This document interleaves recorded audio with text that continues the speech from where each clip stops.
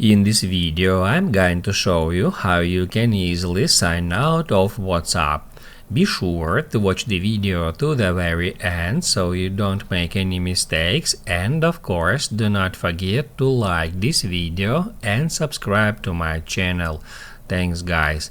So let's get started, and first off, open up WhatsApp app, then go to settings, then chats, and then chat backup.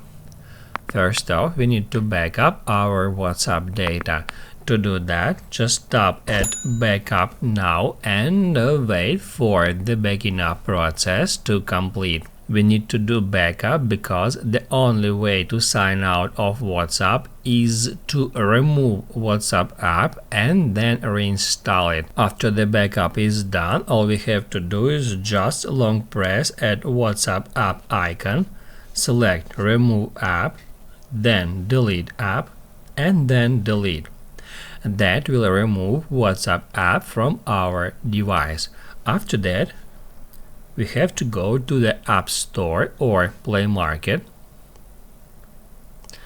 and then search for WhatsApp, just like that. And after that, we need just stop at Get, then confirm installation using our Face ID, and after the app is installed, we can open it. As you can see, we are now signed out of WhatsApp.